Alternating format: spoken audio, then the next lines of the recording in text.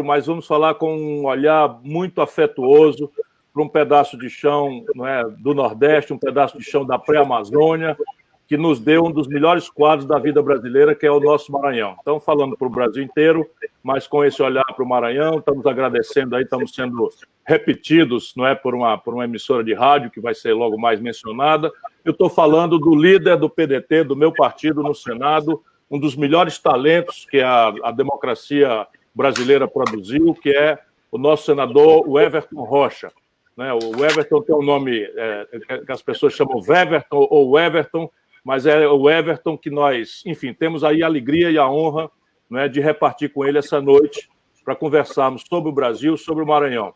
O Everton, muito obrigado a você por ter aceito essa tarefa, você que nos lidera no Senado, não é pequena a agenda, e eu quero conversar sobre muitas coisas que a nossa sociedade está impressionada. Mas vamos começar um pouquinho sobre o Maranhão.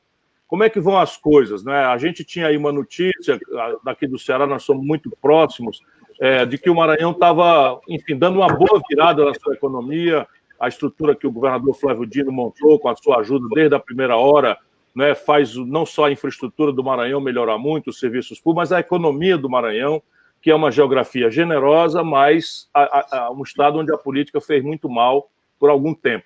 Como é que estão as coisas agora? Essa coisa do emprego, da estrutura, do desenvolvimento econômico, da diversificação do perfil produtivo do Maranhão, enfim, como é que estão as coisas nesse momento no Maranhão?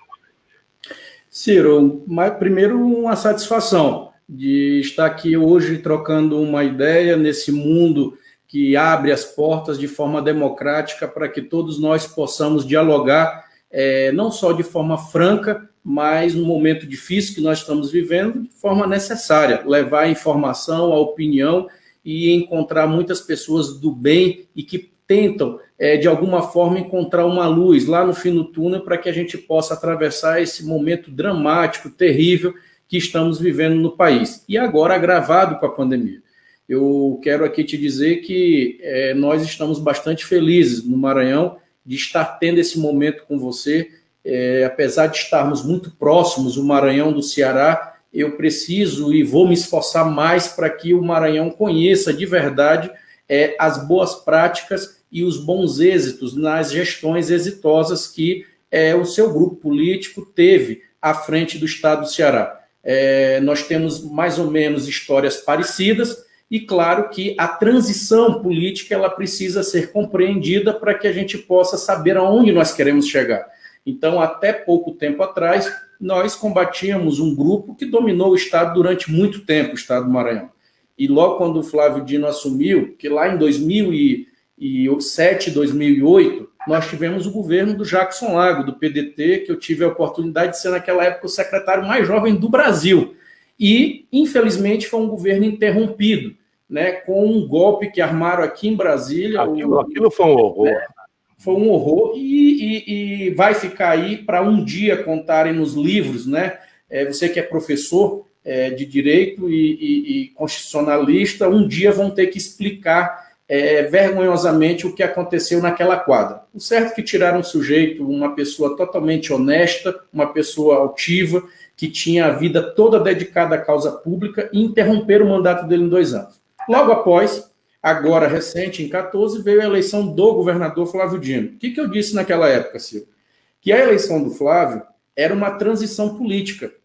Então, a transição, derrotado o grupo que dominou durante muito estado, não é tão simples. Por quê? Porque as entranhas do poder estão lá, as raízes são profundas. Então, até você conseguir reestruturar, eu disse, Flávio, você ganhou, nós ganhamos o governo, mas o poder não. O poder ainda está enraizado e isso é um tempo para você ir desmamando toda essa estrutura que foi construída para servir poucos, e não a maioria, e não o povo trabalhador do nosso estado. Então, eu começo aqui contigo, primeiro te agradecendo e te dizendo que assim, nós vínhamos num ritmo muito forte. O Maranhão foi um dos estados que mais diminuiu o desemprego no Brasil. E mesmo assim são altos. Você tem uma ideia, antes da pandemia, a média era 12%, foi para 16%. Nós estamos falando hoje de quase 424 mil maranhenses desempregados. E o estado que mais gerou emprego, inclusive na pandemia. Ou seja, nós estamos extremamente preocupados e queremos ouvir a tua sugestão, a tua opinião e, claro, as tuas propostas, porque todos sabem que, além de vice-presidente nacional do meu partido, PDT, o Ciro é o nosso presidenciável, é uma pessoa que tem rodado o Brasil, não fugiu à luta em momento algum, está hoje continuando montando uma frente importante no Brasil. Primeiro, não é uma frente de candidato, e sim uma frente de projeto. Então, o PDT, com todos os partidos irmãos aliados, tem levado propostas para um plano de governo e também para uma proposta para enfrentar o governo que está aí, ponto.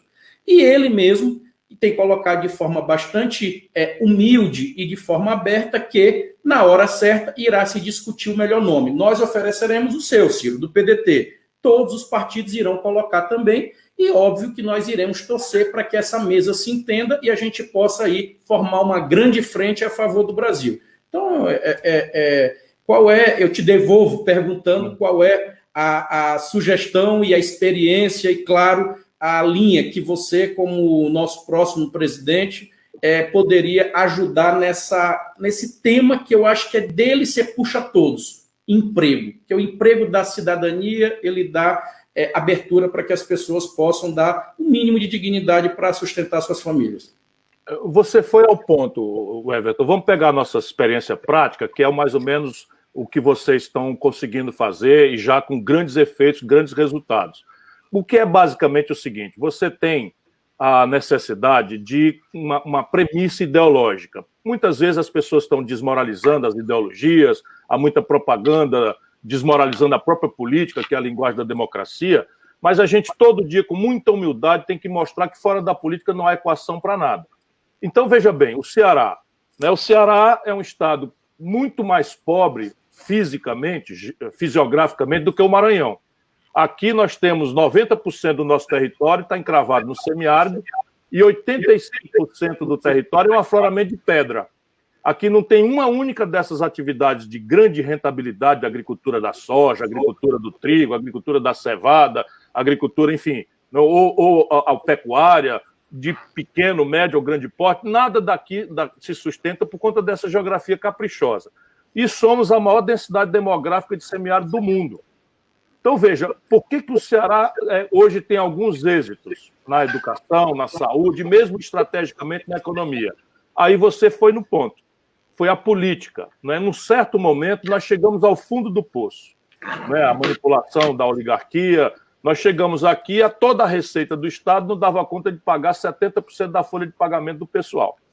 Começou a faltar energia, uma descontinuidade absoluta nos serviços públicos essenciais, e isso criou um ambiente para que o povo do Ceará encaminhasse uma nova geração, que era o Tasso Gereissati, com 36 anos de idade, seu colega hoje no Senado, já está se aproximando de 70, você imagina, 36 anos o Tasso tinha, eu tinha na época 26 anos, nós somos 10 anos mais frente, e começamos ali uma luta que rapidamente o povo veio, mas quando ganhamos a eleição, isso que você disse corretamente naquele primeiro momento do Jackson Lago, quando a gente sentou para olhar os números, para olhar as questões, os problemas, dava vontade de chorar.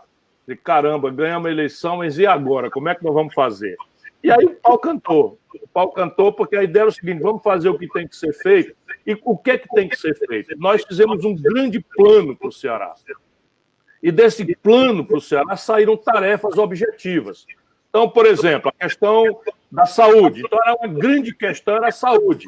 Mas nós tínhamos uma emergência, que era a pior mortalidade infantil do Brasil. E, portanto, uma das piores mortalidades infantis do mundo.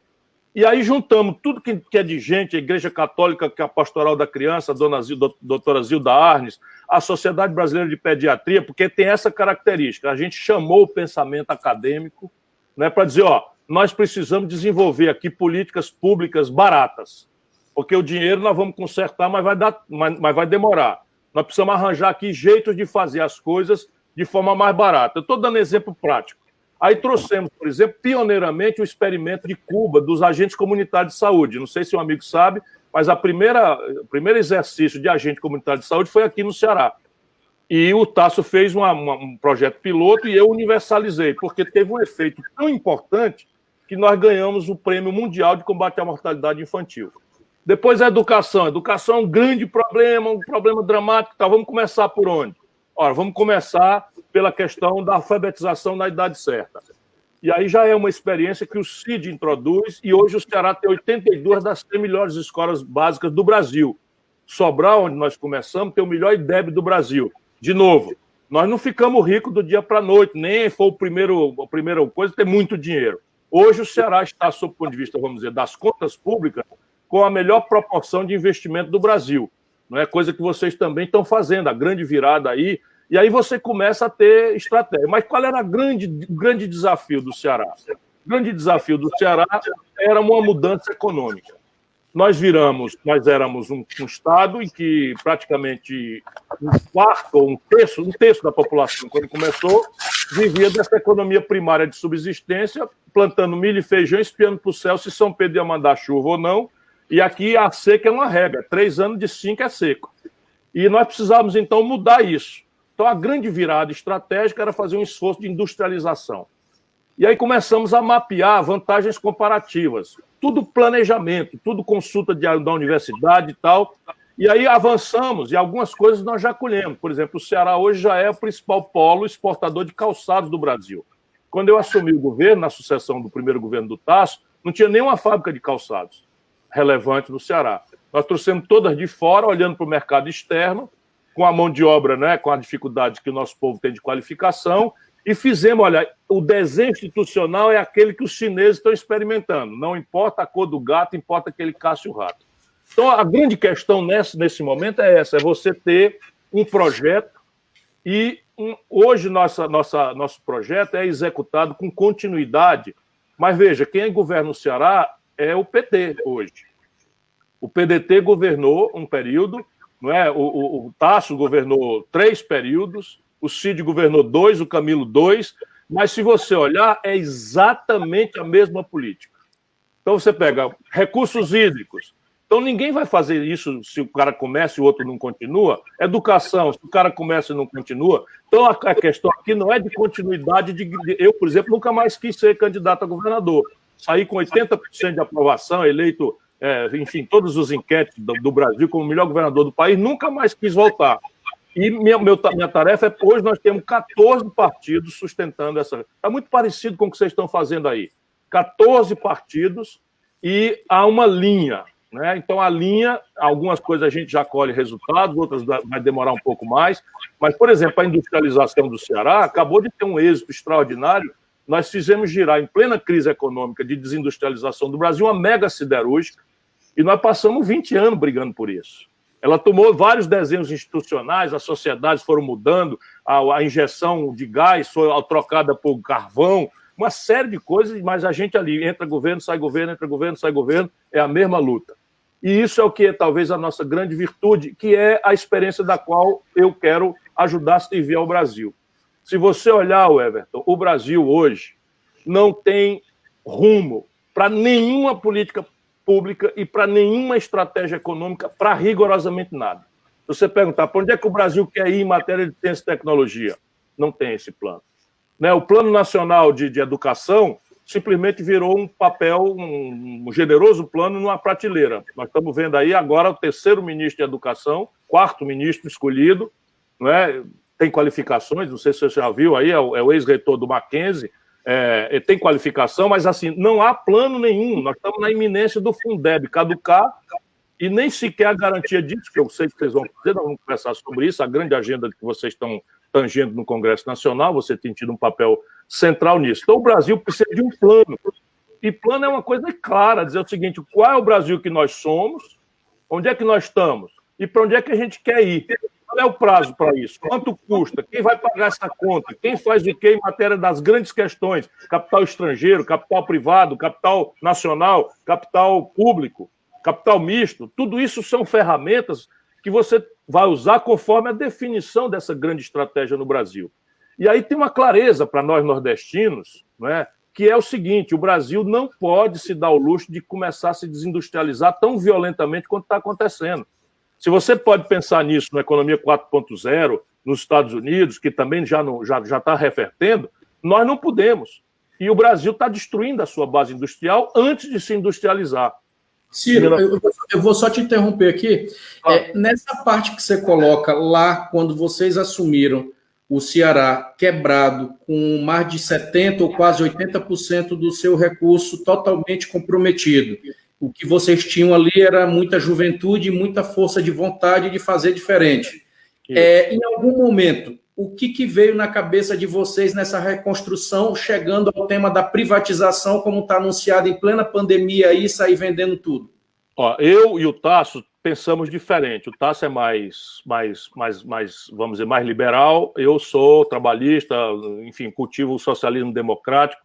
Mas eu não tenho, nem nós aqui, temos preconceito de nenhuma natureza. A ideia é que você estabeleça as metas, os prazos, os objetivos, e defina, a partir desses prazos e objetivos, a lei do menor esforço. Então, vamos lá. Eu não privatizei nenhuma companhia. O Tasso privatizou a Coelce. Eu, por exemplo, acho um erro. Não é? A Companhia de Distribuição de Energia do Ceará, porque o serviço não melhorou, as tarifas cresceram abusivamente e o serviço não melhorou. Mas a siderúrgica, nós organizamos, já desde a primeira concepção, nós criamos um estatal, tá? Chamava Sidnó. Criamos um estatal que era só um escritório e uma vontade. E saímos atrás de coreano, atrás de chinês, atrás de Vale do Rio Doce, atrás de todo mundo. No fim, não precisou que essa estatal tivesse participação. Participação aí do Estado foi a infraestrutura, não é? Enfim, a oferta de energia, a estrutura do retroporto, está dentro de uma ZPE, que é a única que funciona no Brasil, aqui a nossa do Ceará, porque 80% do que ela produz é para exportação, mas nós conseguimos fazer um desenho que era basicamente Vale do Rio Doce, 50%, e os outros 50%, meio a meio, duas empresas coreanas, que nós fomos atrás. Você imagina, a Coreia do Sul achar um lugar chamado Ceará, na esquina do Brasil, você imagina o trabalho que deu de mostrar, de fazer as referências acontecerem. Hoje nós temos 2.000 coreanos, 2.000 coreanos com visto de permanência, todos os sinais de trânsito, os cardápios dos melhores restaurantes na região do Porto do Pecém tem coreano, porque eles viraram parceiro amantes aqui, são loucos por nós, não é? E já estão com plano de expansão para duplicar a coisa. E essa é a chave. Quais são os potenciais? Eu olhando o Maranhão, chega a ver água na boca. Não é? Vocês têm um chão muito mais generoso, né? Vocês têm um clima muito menos hostil, vocês participam dessa geografia do Nordeste, da Amazônia, né? Vocês têm uma cidade monstruosa, grande, gigantesca, com potencial econômico já no interior, que é a Imperatriz. Uma agricultura de alta linhagem começa a acontecer a despeito de problema fundiário, problema de infraestrutura, mas vocês estão no rumo correto. Trata-se de tirar a mediocridade da cabeça dos políticos, que foi o que atrasou vocês, e pensar grande e ir atrás de buscar. Quando você falou aqui de água na boca, quando se fala do tema Maranhão, a gente vem aqui, o sul do estado hoje com a agricultura muito forte na questão do agronegócio, a soja. Isso. Você tem hoje, dos 217 municípios, nós temos cerca de 55, segundo os estudos da universidade, que estão pedindo para ser reconhecidos como regiões semiáridas, para que a gente possa ter acesso a programas importantes que o Nordeste já tem, e que, infelizmente, esses municípios ainda estão aquém, não estão tendo acesso a todos os programas que ajudam a combater esses municípios que são atingidos por essas fortes secas e temperaturas, climas, características que a gente sabe que não tem como dar muita qualidade de vida para as pessoas que moram nessas regiões. Então, tirando essas cidades, nós temos aí vários rios perenes, nós temos o segundo maior litoral do Brasil, temos uma capital maravilhosa que é um patrimônio cultural, temos duas regiões fantásticas para o turismo, que a gente vai já falar sobre isso, o turismo do Ceará, que hoje é a porta para o mundo. Nós temos os Lençóis Maranhenses e o sul do Maranhão, ali da Cachoeira do sul do Maranhão, de Carolina até Riachão. Você tem várias regiões como São José de Ribamar, Vargem Grande, e outros municípios que têm a questão do turismo religioso, que é muito forte, nós sabemos o quanto que ele também traz desenvolvimento e traz dinheiro bom para esses municípios para poder ajudar no desenvolvimento, e você tem os serviços, porque além do agronegócio, nós temos hoje a potencialidade, Ciro, no nosso estado, e o doutor Jackson já olhava isso, e vejo que o Flávio também tem tentado se esforçar nessa direção, é de a gente fazer uma espécie ali de arranjo, tipo, o arranjo produtivo de cada região para você incentivar da agricultura familiar o entorno da cidade e um pouco mais longe o agronegócio que pode ajudar nesse desenvolvimento. Então, além de tudo isso, nós temos uma coisa que nenhum lugar no Brasil tem, que é o Porto do Itaqui e a base de Alcântara. Então, assim, o que está faltando, meu Deus? Como é que tudo isso a gente ainda está aqui, a nossa pauta da nossa bancada aqui? Dinheiro para recuperar a BR-135, que é a principal BR nossa. Todo ano, milhares de maranhenses, Ciro, estão morrendo nessa BR aqui, porque ela ainda nem duplicada era. Agora que a gente está duplicando um pedaço estratégico importante dela, mas é um sonho levar ela até Teresina duplicada. Nós temos ali a Belém-Brasília, que você é sabedor disso. Da tua época, quando era deputado federal, já se falava da Frente Parlamentar em Defesa da Belém-Brasília, e uma boa parte dela é no Maranhão, e infelizmente está lá ceifando várias vidas e acabada, e a gente ainda fica aí patinando. Então, o que você comenta sobre isso? Veja, a grande questão é a força política. Então, aqui no Ceará, né, só para citar sempre um exemplo prático, porque vocês têm mais potencial do que nós, mas nós estamos um pouquinho mais na frente no tempo. Né? Nós já estamos completando quase 30 anos de um projeto que executou, por exemplo, o projeto estratégico de recursos hídricos está pronto. E na época de vocês aqui, só para te cortar aqui, na tua época, não tinha essa crise profunda, não tinha a pandemia e não tinha Bolsonaro.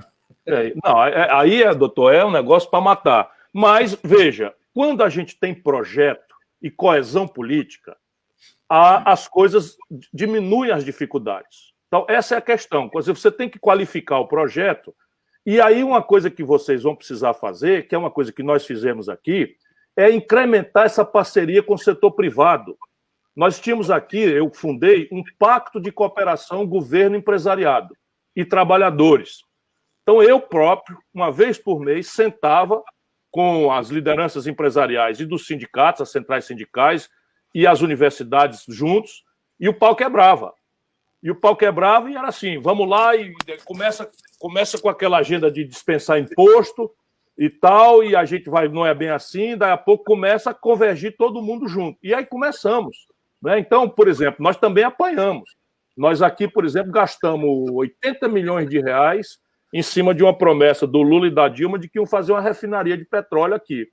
Foi feito terreno, licenciamento, 80 milhões de reais foram gastos e eles simplesmente nos deram o cheixo.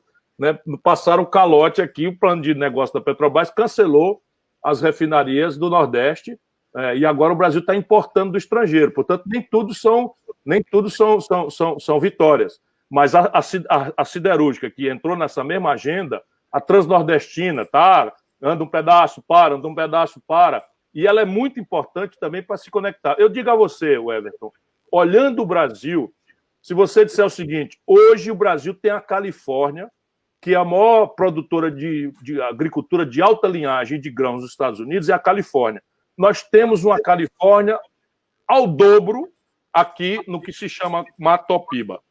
Não, Maranhão, Tocantins, Piauí e Bahia, esse miolão aí, ia ter um problema sério, objetivo de infraestrutura. Você mencionou duas BRs, né? A Belém-Brasília e a 135, a 135, não é isso? Isso daí, você tem que estabelecer, né, uma coisa de obrigar isso a ser uma reivindicação não só dos políticos, mas da iniciativa privada. Não faz sentido uma agricultura de alta linhagem, de alta densidade, destinada à exportação, ficar estrangulada pelos fluxos de infraestrutura carentes que nós temos. Ali no Luiz Eduardo Magalhães, na Bahia, Luiz Eduardo Magalhães, Barreira, também tem esse mesmo drama. Então, você tinha um projeto de uma ferrovia que também parou. Então, está tudo parado no Brasil, e essa picaretagem ideológica do Paulo Guedes, que nós vamos ser salvos dessa tragédia pelo capital estrangeiro. Isso não vai acontecer. É como se você tivesse um quarteirão pegando fogo, e você tem uma casinha na esquina onde o fogo não chegou ainda. Então os bombeiros estão correndo para apagar o fogo no resto do quarteirão e você tem uma grande e genial ideia, bota uma placa de ventos na sua casinha na esquina que não chegou o fogo ainda. Essa casa não vale nada, que é o que o Paulo Guedes está querendo fazer, privatizar coisas numa hora que é a pior fuga de capitais da história do Brasil. Esse semestre, anotamos agora, anteontem o número saiu, a pior fuga de capitais estrangeiros de toda a história brasileira. 38 bilhões e 700 milhões de dólares no semestre foi o saldo negativo da nossa conta com o estrangeiro. Ora, se os que estão aqui estão indo embora, alguém vai vir para fazer estrada, duplicar estrada, vai complementar a ferrovia, onde a taxa interna de retorno é de longo prazo, é lenta. Evidentemente que essa ideologia liquida com a nossa sorte no Nordeste. O Brasil como um todo, mas o Nordeste está rifado nesse conjunto de práticas ideológicas estúpidas do Bolsonaro e do Paulo Guedes. Portanto, o poder político nordestino, esse consórcio que os governadores fizeram, tem que começar a levantar a voz cada vez mais alto, porque se há uma economia política que precisa de uma parceria estratégica com o Estado, essa é a economia do desenvolvimento regional das regiões de desenvolvimento retardatário no Brasil. E nós pagamos uma conta pesada em câmbio, em subsídios, em proteção de mercados para sustentar a indústria do Sudeste brasileiro. Agora está na hora de expandir essa indústria, especialmente com um conjunto de ferramentas que a gente descreve, que é a compra governamental, por exemplo. Você imagina, agora nós vamos já conversar sobre isso, a pandemia. A pandemia mostrou o lengo, como a gente fala aqui no interior do Ceará, né? Ficou uma coisa absurdamente chocante o Brasil, de repente, precisar importar máscara, touca, bata, coisas básicas, luva, para enfrentar a pandemia e proteger os profissionais de saúde. Né? Você importar respiradores, importar monitores, que são tecnologicamente muito simples de serem obtidos, mostra a aberração. Enquanto isso, 17 bilhões de dólares por ano de poupança brasileira vão financiar emprego na Europa, na China e nos Estados Unidos pela encomenda governamental da saúde. Então, você pode organizar como a compra governamental para distribuição regional, você pega em Imperatriz, em Codó, em Bacabal, em qualquer lugar, faz um arranjo produtivo local, faz a questão do copia-cola, porque 80% das tecnologias estão vencidas, associa com a universidade, faz uma incubadora de empresa e dá oportunidade do jovem começar com o mercado dirigido, a garantia de que ele não vai ter prejuízo porque a compra está antecipadamente planejada. E você incuba até que eles adquiram maturidade, crintalo empresarial para voar sozinho. Isso tudo está na mão do Brasil, se a gente perder, né, se a gente recuperar a ideia de projeto nacional e as ferramentas necessárias para isso. Infraestrutura, meu caro Everton, meu caro senador, nunca foi lançada na história de nenhuma nação do planeta Terra sem apoio direto dos seus governos respectivos. Nenhuma. Sim, você pega os americanos, pega a Europa, nenhum deles tem a infraestrutura se não for parceria. Por quê? Porque a natureza da infraestrutura é o prazo de maturação longo. Você constrói uma ferrovia é muito caro e o retorno do capital empatado é de muito longo prazo. Paga, mas é 30 anos, é 20 anos e tal. O capital privado brasileiro é desse tamanho e viciou-se em juro. Então, se não tiver... E o capital estrangeiro não vem com esse tipo de prazo de maturidade, de maturação. Então, é preciso que o Estado faça, e não precisa ser, vamos dizer, estatismo estrito senso. Hoje em dia você tem derivativos, né? Debêntures conversíveis em ação, uma série de mecanismos que você pode capitalizar, fazer a coisa acontecer e depois recuperar esse capital privado. Mas, necessariamente, o dinheiro cimente, aquele que vai na frente, ou é público ou não vai acontecer. Hoje tu tem aqui no Maranhão, Ciro, um grande desafio, porque nós temos aqui, ao mesmo tempo, o Flávio Dino, que governa já no seu segundo mandato, um olhar nacional e um olhar que tem que ser de um estadista, tem que pensar o seu estado para os próximos, para as próximas gerações, mais ou menos parecido com o que você colocou no início aqui da live, onde se mudou o governo, se mudou partidos, mas não se mudou a direção e nem o conceito do que aonde o Ceará queria chegar. Então, eu penso que, assim, primeiro, nessa travessia, nessa transição política que o Flávio ocupa num momento difícil do nosso país e do nosso estado, ele implanta hoje um programa que é exitoso porque parece ser simples, mas para quem quer olhar isso daqui 10, 20 anos, vai entender o que ele quis fazer, que é o programa Escola Digna. O que é o Escola Digna? Ele é a substituição de escolas de palha por escolas de alvenaria e com escolas com dignidade mínima, com mínima dignidade possível, para que esse aluno lá do povoado, esse aluno pobre, tenha um local que ele tenha satisfação e alegria de ir aprender, de estudar. Então, pra você ter uma ideia, são centenas de escolas nos últimos 7, 6 anos já substituídas por escolas dignas que estão dando essa condição de um filho, de um pobre, de um anônimo, de um invisível, poder ir lá, ter acesso a um instrumento musical, ter acesso a um caderno e acesso, Ciro, a um banheiro. É isso mesmo, a um banheiro. Muitos deles não sabiam o que era um banheiro de verdade. Então, ao tempo que tem que se pensar nisso, e é um investimento a longo prazo, que as pessoas elas não olham a educação, elas vão sentir isso no futuro. Então, ao tempo que você tem pouco dinheiro, você precisa ir numa pauta fortíssima, e isso também se dá a esse perfil que você está colocando jovem. O Flávio ele se cercou no Maranhão de secretários, todos com perfil de muitas pessoas altivas e jovens, né? Do secretário de Educação, que é um jovem, né? O Felipe Camarão é um secretário de Infraestrutura, que é outro jovem, de Saúde Pública, que é outro jovem. Então, assim, nada contra os mais experientes, mas eu estou dizendo, todos abaixo aí dos seus 40 anos, ou seja, são pessoas que estão com todo o gás, com toda a vontade de fazer acontecer. Agora, é preciso dar as mãos e também parceria, porque sozinhos, com as contas que nós temos e com a dificuldade de se pensar de forma coletiva projetos e ações para o futuro, é realmente uma missão árdua e difícil, principalmente quando se trata da quadra que nós estamos vivendo, aonde pessoas estão confundindo a utilização do Estado, da força do Estado, para ajudar a sociedade como um todo e usar isso para perseguir pessoas ou perseguir governos. Então, nós estamos aqui num momento assim, muito difícil, que é importante, você que tem voz nacional, é uma pessoa com a experiência que tem, não só de prefeito, de governador, de ministro, de presidenciável, mas também de um grande brasileiro que teve a oportunidade de viver com o Tasso lá no início, com Neiva Moreira, com Brizola, ser governador junto com o Brizola. Isso é uma honra para qualquer trabalhista e para qualquer brasileiro que de verdade sabe o que ele pensava, o que ele achava que poderia amanhã ter orgulho de dizer ser cidadão e não só de dizer que era engenheiro.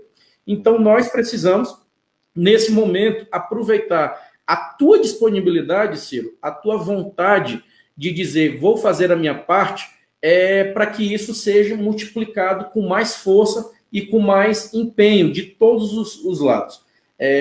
O Ciro Gomes e os amigos do Maranhão que estão me ouvindo neste momento, que eu quero cumprimentar aqui todos, não só das nossas redes sociais, mas também os jornalistas Leandro Miranda, John Coutrin, Ricardo Marques e Paulo Negrão e todas as retransmissoras do Ponto e Vírgula que estão desde o início transmitindo ao vivo essa live aqui com o Ciro Gomes. Eu queria, assim, de verdade dizer a você, Ciro, nós temos um projeto muito coletivo que é mais ou menos o que você colocou no início aí lá no Ceará.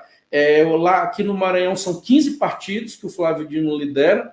Desses 15, nós temos partidos que ditos da direita até a esquerda e do centro, mas todos sabem qual é o projeto e o condutor desse projeto, o protagonista dele, está dando a linha. Ou seja, nós sabemos aonde nós estamos querendo chegar, com escolas erradicadas, escolas de palha, com acesso à saúde concreto, e o que tu estás colocando, que aí sim nós vamos precisar muito dessa troca de experiência, a infraestrutura. É um estado que ainda precisa muito de infraestrutura, porque nós somos ainda muito carentes em saneamento básico, as nossas estradas são ainda muito ruins, nós precisamos de verdade pegar essa riqueza que passa todo dia por nós, que é essa ferrovia, que leva esse minério aí para todo o mundo, utilizando o nosso porto, repito, um dos melhores portos do mundo, que é o do Itaqui, aí levando riqueza para todo o mundo e, infelizmente, o nosso povo ainda não vê essa riqueza ficando ou sendo compartilhada com os nossos municípios. Então, é um desafio grande, e isso também está se dando nesse modelo de o Estado ter diminuído o desemprego, Ciro, também a parceria do governo, dos municípios. Nós temos hoje vários prefeitos, dezenas, centenas de prefeitos que estão nessa agenda com força no Estado. Eu quero cumprimentar aqui o presidente da Federação dos Prefeitos do Maranhão, o Erlânio Xavier, que é prefeito do PDT de Igarapé Grande, que hoje tem aí os invejáveis 99% de aprovação no seu município. Então, mostra que dá para você utilizar boas práticas e boas referências, e muitas delas que o Erlânio tem usado em Igarapé, ele tem aproveitado lá em Sobral, com o Cid, meu colega senador, hoje pelo PDT, representando também o povo do Ceará, tem compartilhado muita coisa e ajudado, não só o Erlânio em Igarapé, mas também vários gestores nossos nos outros municípios. Veja, você pontuou coisas muito, muito, muito importantes, todas elas, mas assim, pinça uma para a gente conversar: educação. E aí, o nosso estágio aqui foi um estágio que começou assim também. Havia aqui uma precariedade na estrutura física, em que nós tínhamos uma prática de escolas isoladas que funcionavam dentro da salinha de uma casa de taipa da própria professora. Então, isso era uma realidade muito, muito, muito comum, não era uma coisa rara que acontecer, não.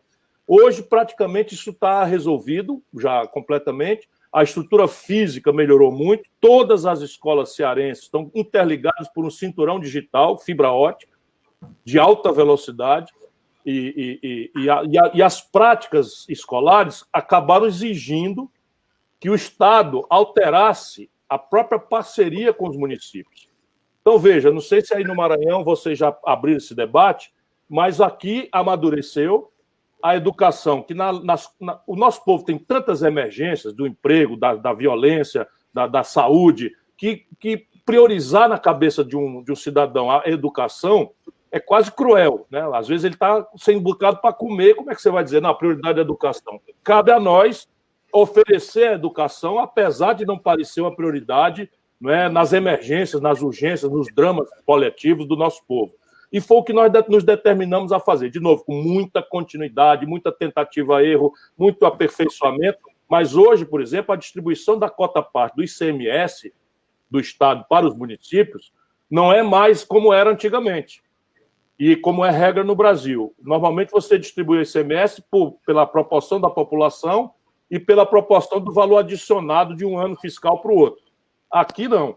Aqui nós temos esses dois critérios que são da Constituição, população e valor adicionado no território do município, mas nós agregamos um terceiro e central critério, que é metas de desempenho educacional coletivas.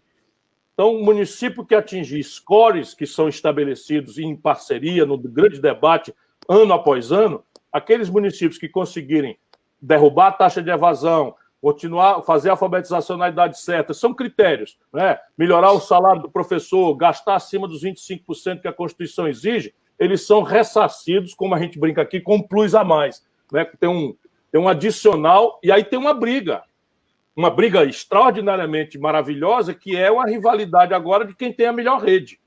É nivelada, né? Ela é para cima. E além de ser nivelada, é o seguinte: as melhores escolas são levadas, nesses grandes coletivos, a adotar a pior escola. Então você tem um ranking, aí está lá, melhor escola, está com 9,2 no IDEB. Aí tem a pior escola, está com 6,3 no IDEB. Então essa melhor escola adota essa escola pior e faz com que todas as boas práticas que chegaram naquele resultado sejam replicadas. Capacitação, envolvimento das famílias. É revolucionário isso. E nós estamos agora angustiados, eu quero falar com o senador, meu líder, com a questão do Fundeb. Como é que está isso? Porque o Fundeb, se caduca, o Fundeb vai quebrar 70% dos municípios do Nordeste, né? onde ele tem uma centralidade grave. É claro que nós não vamos deixar acontecer, mas dê uma palavrinha aí para os prefeitos e para todos nós que estamos preocupados com a educação, do ponto de vista, depois a gente volta para discutir as grandes questões. Tá, Ciro, nós estávamos provocando desde o primeiro semestre o governo federal para que eles pudessem, de forma conjunta, até dar sugestões para melhorar, com algumas sugestões que já tem da academia e dos gestores e de quem já vê que ele é, sem dúvida nenhuma, indispensável para a nossa educação básica no país. Nós estamos muito preocupados porque, infelizmente, você falar de programas num país onde nem ministro se tem, né? Não tem o piloto do avião sumiu, né? Daquele filme. Então, o Congresso está tratando, nós estamos conversando com a Câmara e nós vamos ter a iniciativa logo agora, a partir de agosto, de tratar uma PEC para tratar o assunto. Por quê? Porque agora porque a PEC você não vai depender do Executivo. E, tendo o acordo das duas casas, votados 2 turnos no Senado e na Câmara, nós vamos mandar esse tema para a Constituição e se resolver ele. Porque se for esperar do Executivo, infelizmente nós vamos, que parece que é o objetivo do Paulo Guedes, porque desde o início ele fica falando que é a favor de acabar com as rubricas, né? De desengessar todo o orçamento e deixar que o gestor resolva. Isso é uma visão de quem de verdade não conhece o Brasil e não sabe a importância que tem, principalmente nos municípios pequenos e pobres, de se dizer que um pedaço do bolo, mesmo que seja pequeno, ele não pode ser tirado dessa prioridade que poucos ou muitos já estão percebendo que tem que ter, que é a educação. Então, acredito que agora, a partir de agosto, a gente vai fortalecer esse caminho da PEC, porque através do Executivo, lei complementar ou qualquer outra coisa, esqueça. Isso me abre também uma outra frente em que você pode iluminar a discussão, que eu sou testemunha, vou só provocar para que você possa mostrar para as pessoas a distância que há entre o governo, a governança do Bolsonaro, do seu ministério ou do seu não ministério. No caso, nós estamos com o 4º ministro da Educação e o 3º ministro da Saúde, 45 dias, e agora 23 militares, nenhum deles com qualquer experiência em saúde pública, num dia que o Brasil vai inteirar 70 mil pessoas mortas. 70 mil inteiramos hoje, 70 mil brasileiros. O maior genocídio da história do Brasil foi a Guerra do Paraguai, morreram 40 mil pessoas. Então nós estamos perdendo quase 2 guerras do Paraguai só pela irresponsabilidade do Bolsonaro. Agora, as pessoas às vezes acham que a gente exagera. Mas quem quiser examinar isso objetivamente é só o seguinte: a China tem 1 bilhão e 200 milhões de habitantes. Tem menos mortos do que o Ceará na pandemia. A América do Sul, que é igualzinha a nós, né? Mestiça como nós, o clima é o mesmo, mais quente para cima, mais frio para baixo, não é o mesmo território. Pois bem, o Brasil está com 70 mil, a América do Sul, sem o Brasil, tem 10 milhões de habitantes a mais, na mesma condição, tem 1/3 disso. Tem 23, 24 mil pessoas que morreram no conjunto da América do Sul. Portanto, a questão da gestão criminosa só não é mais trágica por conta do Congresso Nacional. Por quê? Porque você tem que a única solução para um vírus para o qual não tem vacina nem remédio é o isolamento social. Se essa é a única solução para salvar a vida, vai ter um impacto na economia e na renda das pessoas. Portanto, não é uma coisa ou outra. Para salvar a vida, você tem que ajudar a salvar a economia, empregos e empresas.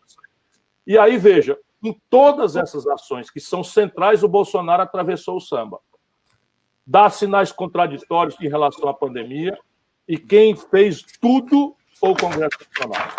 O socorro que eles queriam propor era R$200, era só por 2 meses.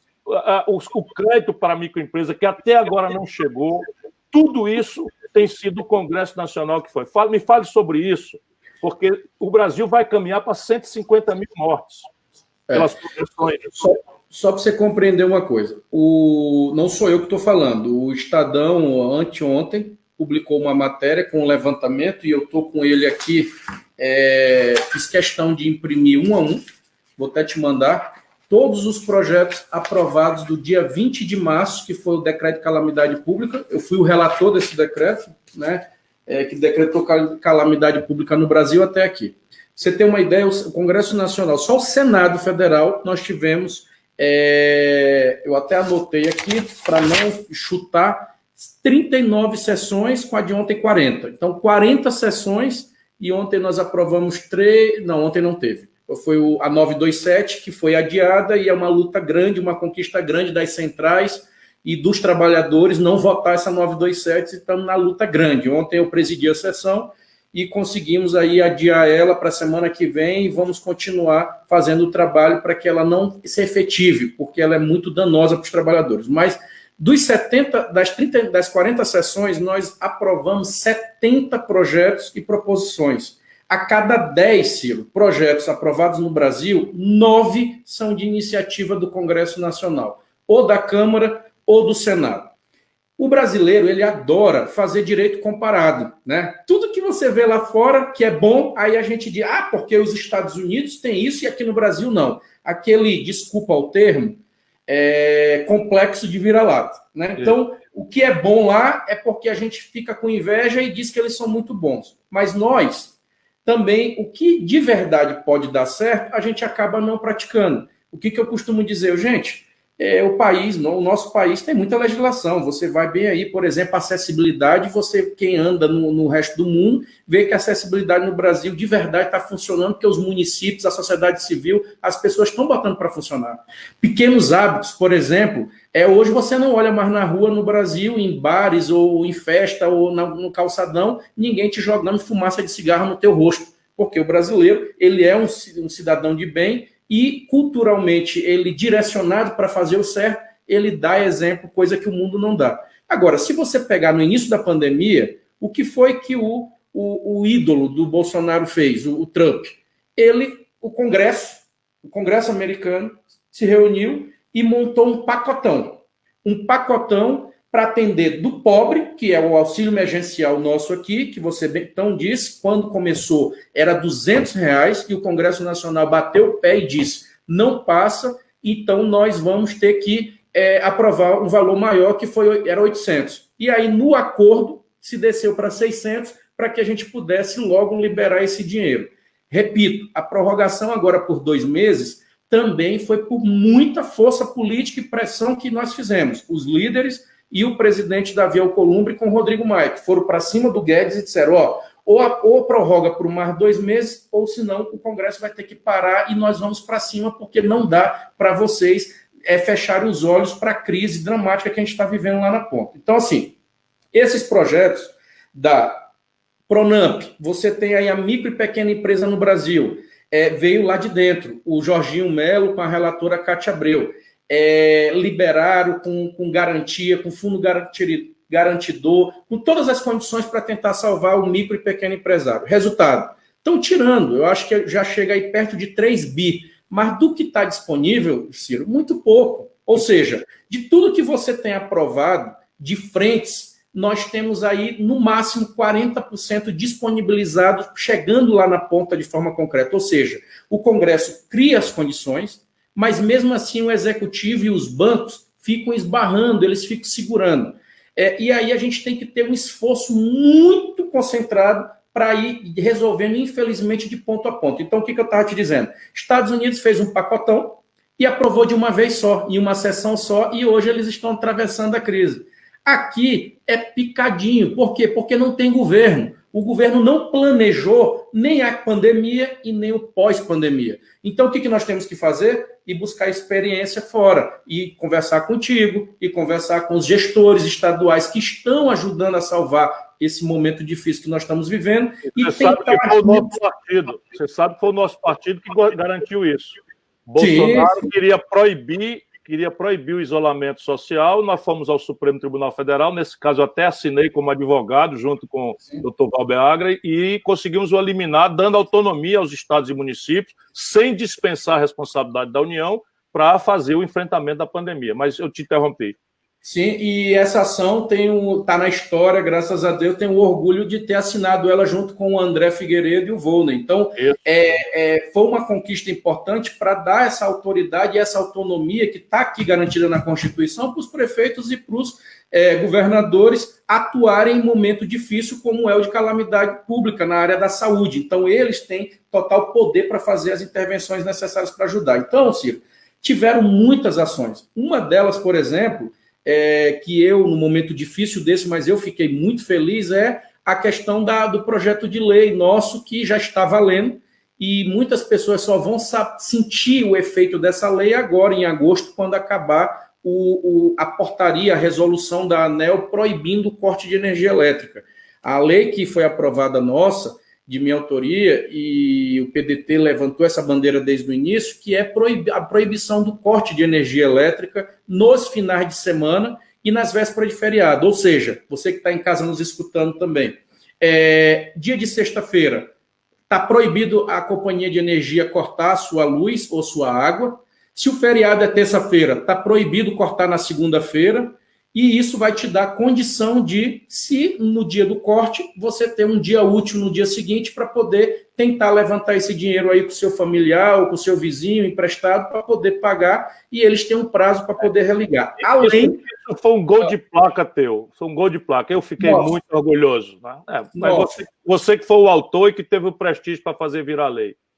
E você conhece o lobby dessas operadoras lá na Câmara. Estou dizendo, é guerra mesmo. Né? Então, assim, eu perdi não, nós ganhamos muitas horas com os líderes na Câmara, e eu quero agradecer a todos e ao presidente Rodrigo Maia, porque, além do Senado, votamos lá na Câmara, eles modificaram, devolveram, e foi numa quinta-feira na Câmara, o nosso relator na Câmara foi o deputado cearense do PDT, o Bismarck, Eduardo Bismarck, que é um excelente deputado, e ajudou muito na construção com os líderes na Câmara, e aí nós retornamos para o Senado e consolidamos um texto que deu para atender o objetivo e a alma do projeto. Então, Ciro, nós temos tido assim uma articulação e um empenho muito forte, desde o dia que começou a confusão da pandemia, dia 20 de março, por exemplo, eu não perdi uma sessão presencial. Desde o dia 20 de março até o dia de ontem, eu vim presencialmente todo dia na sessão lá dentro do Congresso, no Prodazem, ajudando o presidente Rodrigo Maia. E um momento da pandemia ele teve Covid, e aí ficou a Anastasia, e eu lá do lado da Anastasia ajudando também, justamente com esse espírito. Muitos me disseram, rapaz, você vai se meter nisso daí, tá essa confusão, tu pode contaminar, tu pode morrer, sai disso e tudo, fica em casa, vai da sessão remota. E eu disse, olha, eu sou da mesa, dos colegas que estão lá, eu não estou dentro do grupo de risco, e a minha vida sempre foi um risco. Para quem fez movimento estudantil, lutou a vida toda ali combatendo os fortes grupos que a gente combateu, e chegou onde chegou, eu não posso na guerra fugir e assistir sessão de casa, ou participar de forma remota. Se eu sou da mesa e eu estou sendo chamado para essa tarefa, quem me conhece sabe que eu não ia ficar parado. Então, eu sinto, assim, ao mesmo tempo tristeza do momento que a gente está vivendo, Ciro, mas eu todo o tempo sinto que estou me dando o máximo para dar minha contribuição para o país. E, claro, ajudando o Maranhão onde eu posso. Aí eu vou te devolver, mas te dizendo assim, uma das conquistas que eu tive essa semana, confirmada, e que eu estou muito, mas muito feliz mesmo, lá em Imperatriz, nós vamos atender 35 cidades do entorno, com uma unidade do Hospital de Amor, lá de Barretos, da Fundação Pio XII, do Henrique Prata, que é uma unidade onde vai rastrear o câncer nas nossas mulheres. Eu fui com ele lá, com o Henrique Prata, 2 semanas atrás em Imperatriz, a prefeitura lá disponibilizou o terreno, e ele vai, nos próximos dias, já começar a obra, e nós vamos ter esse Hospital de Amor lá, Ciro. Então, assim, ao tempo que eu estou discutindo a pauta nacional, nós estamos também lá na ponta, preservando vidas, lutando para ajudar os maranhenses e os brasileiros. Então, essa tentativa de visão dos dois momentos, macros e micros, que faz com que a gente possa tentar exercer um mandato na plenitude. Por isso que eu preciso da tua experiência e dos teus bons conselhos para a gente saber aonde pode melhorar e aonde pode acertar. Porque eu tenho certeza que a tua equipe é muito boa e eu tenho conversado muito com eles, por exemplo, com o Mauro Benevides. Bom, eu queria muito essa live porque eu fico muito orgulhoso, viu, Everton? Você esquece aí que eu vou falar aqui, mas você é o exemplo daquilo que a gente precisa na política brasileira.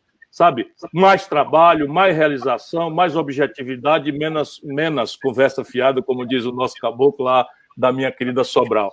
E você faz isso, né? É um cara que está com a cabeça nas grandes questões, o crédito, o enfrentamento da pandemia, mas não esquece a sua tarefa, né, de mediar recursos, de buscar aí, bater em portas para resolver problemas. Só para você ter uma ideia da importância desse gesto, isso é um assunto que me é muito caro, pessoalmente, familiarmente. No passado, eu convivi com essa coisa. No Brasil, no fim do ano 2018, que era o ano da campanha, eu não tenho esse número atualizado, só piorou, 1 milhão de mulheres brasileiras tinham feito mamografia e tinham anotado um nódulo e não conseguiam fazer o exame para fazer a punção, se aquilo era ou não câncer. E isso pode ser a diferença de vida ou morte. Portanto, parabéns a você. Né? Isso daí é uma coisa que só quem já conviveu com esse assunto de perto sabe quanto isso é importante para você fazer. Mas nós estamos aqui caminhando para a conclusão, eu não quero ocupar muito teu tempo, mas a gente precisa passar uma luz aí também para o nosso povo, nesse negócio da eleição. Vai ter eleição, não vai ter, vão prorrogar mandato, não vão prorrogar mandato, está resolvido isso, ainda tem conversa, ou enfim. Vamos conversar, para quem não sabe, como você sabe de tudo, está lá dentro, está decidindo, é uma das vozes mais ouvidas, mais prestigiadas. Vamos explicar para o nosso povo o que vai acontecer nessas eleições agora. Qual é a data, se vai ter, se não vai ter. Agora já está resolvido, o Tribunal Superior Eleitoral já está divulgando o novo calendário e as resoluções adequadas à nova legislação. Foi aprovada a PEC que adiou a eleição. Eu fui o relator dela, construído um texto ouvindo toda a comunidade jurídica, associações, academias, institutos e, claro, o Tribunal Superior Eleitoral, que é o coordenador do processo, que trouxe para a mesa infectologistas e profissionais da área da saúde. Então, ficou para o dia 15 de novembro o primeiro turno. 15 de novembro vai ser o dia da eleição, então. O dia da eleição. E 29 de novembro o segundo turno. Onde tem segundo turno. O Maranhão tem São Luís, Imperatriz já tem? Não, só São Luís. Só São Luís, Fortaleza tem Fortaleza e Caucaia aqui no Ceará e Juazeiro do Norte, acho que vai ter pela primeira vez. Mas diga, então 15 de novembro o primeiro turno, 29 de novembro o segundo turno, onde tiver. Isso, aí para ficar bem fácil para as pessoas e os pré-candidatos não se atrapalharem, tudo que ia vencer daqui para frente é só ele calcular 42 dias para frente. Pronto, então, isso é a explicação. Então, acaba passar aí de uma secretaria para ser candidato, 42 dias para frente. Tinha que ser dia 2 de abril, bota 42 dias para frente. Isso. É isso? Então, tudo. Isso. Tudo. Mas então, filiação partidária não, isso já passou, não tem mais. Não, isso já passou, já está. Já não tem mais jeito. Domicílio eleitoral também já tinha passado, não dá mais. É só de compatibilização e as datas das convenções. E também as datas para inauguração de obra e assinatura de convênio. Isso é importante. Quer dizer que o prefeito tinha que ter parado de inaugurar dia 30 agora de junho. E ele vai poder, então, continuar inaugurando até o dia 15 de agosto.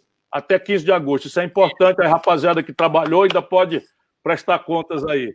E ainda pode trabalhar mais. E o tempo da propaganda, como é que vai ficar? Continua do mesmo jeito. Televisão, 35 dias, TV e rádio, e internet, os 45 dias a partir do registro da candidatura. Meu irmão, Everton, olha, eu não sei que hora tu dorme nem que hora tu come, porque se é para resolver parada de eleição, relatou o Everton, se é para resolver parada de não cortar a energia do povo na véspera do feriado e do fim de semana, é o Everton que faz, e está agarrado na luta em Brasília, enfim, é muito agradável ver um jovem talento, né, já tinha brilhado como deputado, agora brilha como senador, uma casa difícil.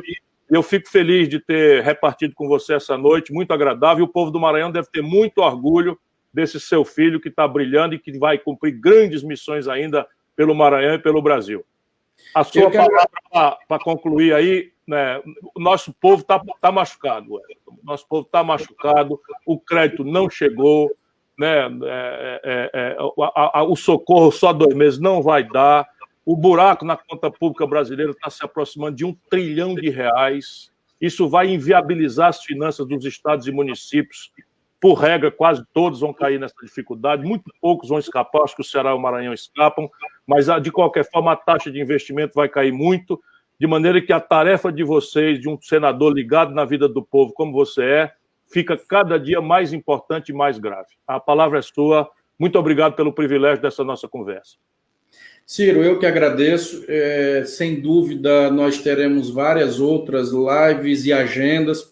Eu sempre disse e te repito aqui, estou à disposição, não só para rodar o Maranhão, mas para rodar o Brasil contigo, com o Lupe, e para ajudar a fazer o que nós mais gostamos, que é partido. Um partido que, no momento difícil que o Brasil vive, inclusive de história, nós temos orgulho do nosso partido e do passado dele, né, e do presente. Então, é um partido que sabe aonde quer chegar. Então, não adianta você só reclamar e só falar que não está gostando e não ter uma proposta concreta. Então, o que mais me motiva é que hoje o PDT, ele, além de falar e afirmar o que não está dando certo, nós temos um caminho, nós temos uma estrada e temos aqui uma estrutura política responsável, comprometida, que não envergonha o povo brasileiro nesses momentos difíceis, repito, que parecia ser normal falar de quem trabalha de forma correta e quem faz da sua vida naturalmente, fazer com que a honestidade, a probidade, ela aconteça de forma natural, não. Se afirmar, parece ser adjetivo que precisa ser colocado na hora que você vai bater na porta de alguém. Então, eu quero te dizer que nós estamos à disposição. Esse mandato aqui é um mandato não só do PDT, mas, claro, de todos os trabalhadores do nosso país. Então, muito obrigado e, claro, quem está feliz sou eu de hoje ter aprendido um pouco mais contigo, viu? Eu que salvo. Parabéns, aqui. meu irmão. Parabéns, um forte abraço e se cuide. Você é muito precioso. E soube que a live sua com o Flávio Dino essa semana foi muito boa, né? Então, eu e o Flávio Dino estamos fazendo live junto, mais ou menos uma vez por semana ou duas. Estamos torcendo aí para todo mundo estar junto, porque o Brasil precisa enfrentar essa loucura que está aí. Tá bom, meu irmão? O que eu tenho dito, irmão, é o seguinte, que nós temos lutado juntos, né? As pessoas precisam unir. Qual foi a hora que nós não tivemos unido? Claro. Só tem uma questão que precisamos fazer respeitosamente, mas nós precisamos entender o que aconteceu para o povo brasileiro, 70% votar no Bolsonaro, tendo dado a nós tantas vitórias no passado. Se a gente não entender isso, não é para punir ninguém, é para nos reconciliar humildemente com o nosso povo, que está passando o pão que o diabo amassou e precisa que a gente tenha humildade para trazer ele de volta, cuidar dele com carinho, com zelo e devolver ao país na condição de produzir, de trabalhar, de ter esperança com o pé no chão. Mas isso vai ser a outra próxima live que nós vamos fazer. É isso que eu ia te dizer. Eu acho que na próxima a gente já podia começar conversando sobre aonde que deu errado para chegar nisso aí. É isso. Crise econômica com corrupção e estelionato eleitoral é a minha hipótese. Mas vamos voltar a conversar. Abraço, meu irmão. Parabéns. Obrigado, irmão. Valeu.